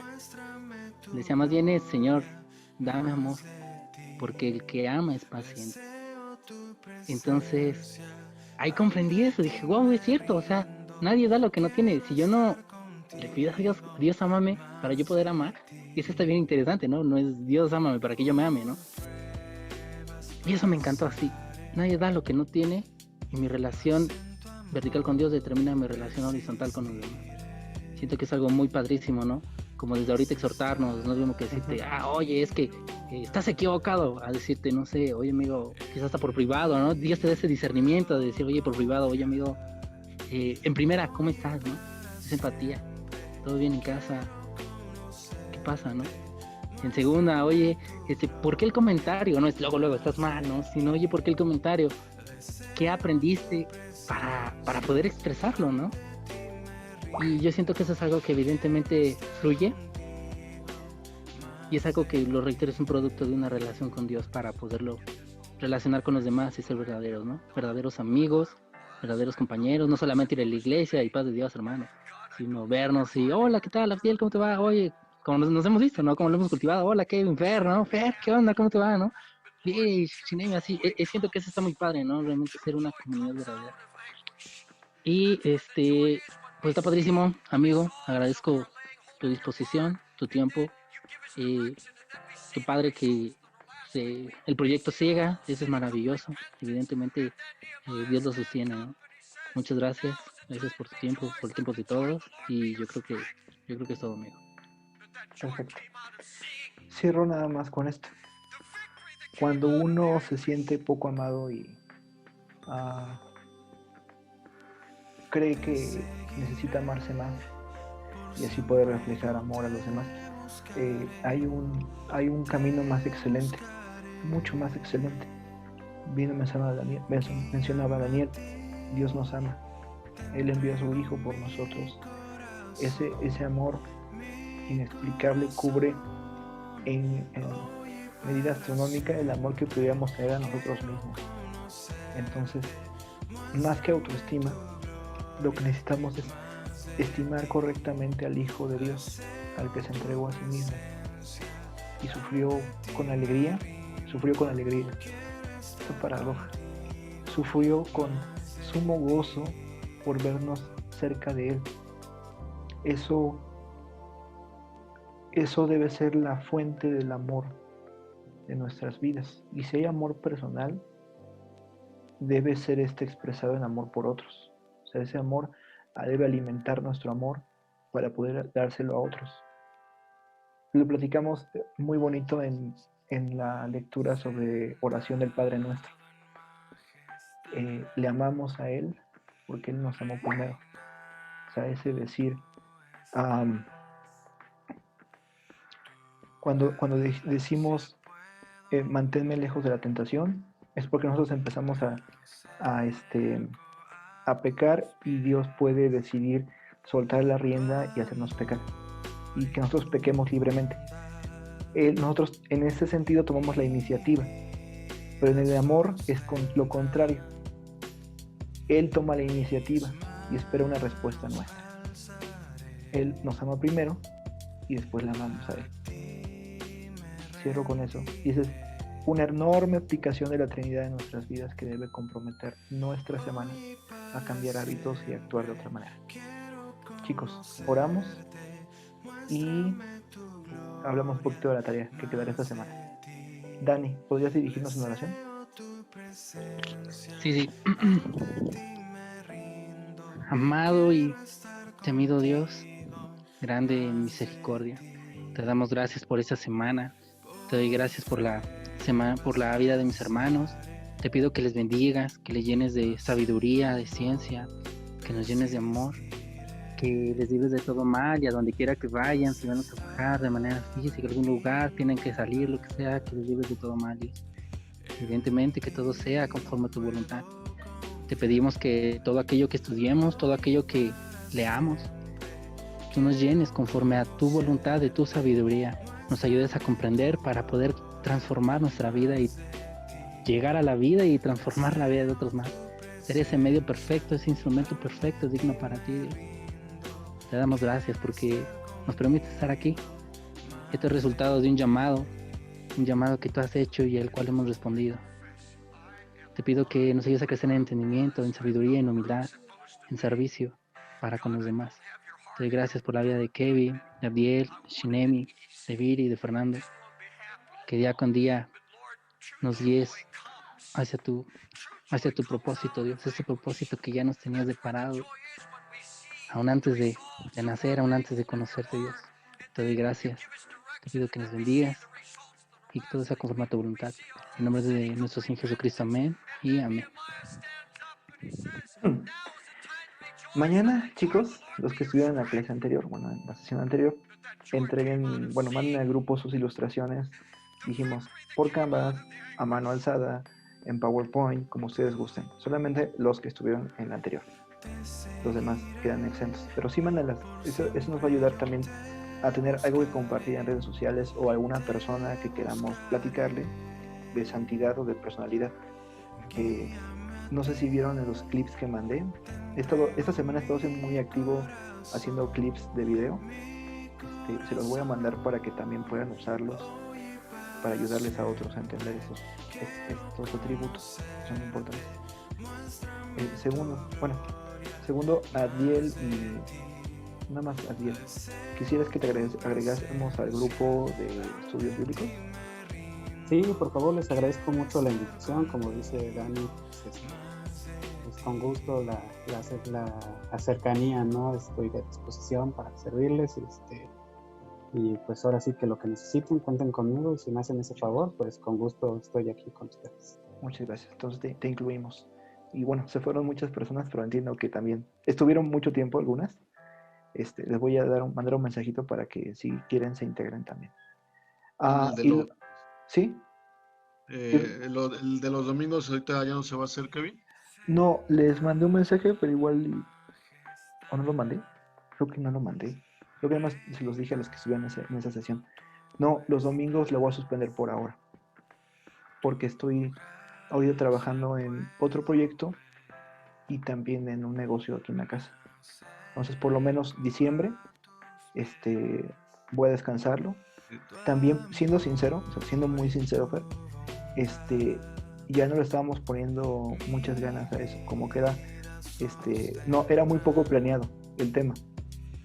Entonces, que nos quede tarea pensar en temas verdaderamente relevantes. Hay una chica, creo que se me conectó un poquito, que quería hablar de depresión nuevamente, porque es un tema muy vigente, ¿no? Ese es el motivo, Fer, y ahí pues te encargo que le eches una orada también a eso, porque hubo gente que solamente se conectaba a ese. Te platico a Biel, esa sesión era más como echar relajo, pero de repente veíamos algún tema denso. O sea, vimos de depresión y suicidio en una de esas. Vimos incluso hablamos de Spider-Man, de Civil War, pero del cómic. Te voy a pasar el clip de video, pero esa vez se conectó un chico que se le había muerto su bebé y perdió a su esposa. Un drama horrible. Entonces hubo forma de hablarle en ese momento. Él es cristiano, pero como que Dios le habla incluso a través de ese cómic y lo que hablamos en el momento, porque en el contexto de esa historia, Parker se le muere, vende el alma de su hija y ya no pierde la memoria de su vivencia con Mary Jane en el cómic, en Civil War. No sé si lo has leído. Fue de bendición, y yo sé que para mucha gente es de bendición, pero como que últimamente dejó de serlo, por lo que te platicamos. Okay, Retomar. La tarea va a ser mucho más sencilla, o no, depende de ustedes. Es decirle a alguien, a quien sea, cristiano o no cristiano, por qué se relaciona el tema de Trinidad con el tema de amor. Así de, oye, ¿tú sabías que lo que yo creo de Trinidad, de que hay en Dios 3 personas, tiene que ver con amor, con el amor que yo tengo que tenerte a ti? Explíquenselo en 5 minutos, en 2 minutos. No se compliquen en el sentido de que tiene que ser mucho tiempo o tiene que ser muy exhaustivo. No tiene que ser todo lo que vimos hoy. Puede ser una pincelada de lo que vimos hoy y está bien. Entonces, van a hacer la conversación, tan cuan larga o corta como quieran, y van a hacer un parrafito de 3 renglones o algo así en el grupo de WhatsApp comentando qué pasó, cómo reaccionó la persona, qué le dijeron y cómo reaccionó. En el de... Es que yo nada más estoy en el de posible Zoom. Ok, pues regrésate al otro grupo. O mandar otra vez a Diga. Ajá. Pero, o sea, ¿cuál es el que se va a manejar? Porque pensé como que iba a ser el de posible Zoom. Sí, es que el grupo de estudios bíblicos ahí se hizo para que solamente los estudios bíblicos estuviera. Después lo agarramos así para cualquier cosa, pero tenía su razón de ser, porque el que era para cualquier cosa iba a ser el de Zoom, para memes, para todo. Realmente pueden poner memes en los dos, pero donde se ponen como las cosas internas, como las fotos que yo les envío de los libros, es en el del estudio bíblico. Entonces, regrésate, lo siento. Pensé que iba a ser es que como el otro no estaba activo y... Sí, entiendo. Me mando ahí vacilando a Daniel. Entiendo. Pero ¿sabes también por qué es? Porque mucha gente que... ponle que lo hiciéramos todo en el de Zoom. Mucha gente que no se conecta en el de... Sí, que dice de Zoom. Mucha gente que no se conecta a se sacaría de onda por lo de los libros, la lectura de santidad. Y en una de esas hasta nos deja el grupo. Por eso quiero tenerlo como aparte. Sí. Y estemos todos en el contexto de los que estuvimos viendo estuvimos en este día en el Zoom.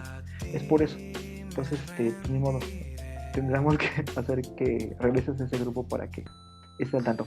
Ahí van a poner, o sea, es un parrafito chiquito, no pido demasiado, donde expliquen cómo reacciona la persona cuando les contaron la Trinidad. Porque siempre Trinidad es algo académico. Siempre son clases como que nada más se quedan acá y no las bajamos en algo que cambie nuestras vidas o las de otras personas. Entonces, teología es conocer a Dios conforme a Él elige revelarse. Si nosotros estudiamos eso, debe cambiar nuestras vidas. O de plano, lo que estamos estudiando no es teología, es otra cosa. Y es todo. Chicos, perdón por extenderme tanto. Siempre iniciamos según 7:30 o 7:45. Miren ahora que 2 horas. Gracias a Dios por sus vidas y espero que no se les haga pesado esto. Cuídense mucho. Nos vemos la siguiente semana, misma hora. Chao. Bye, amigo. ¿No quedó ninguna duda? ¿O comentario así extra que quieran decir? Chao. Bueno, cuídense mucho, descansen. Nos vemos ahorita por Zoom o por alguna parte. Chao. Vale, bye. Bye.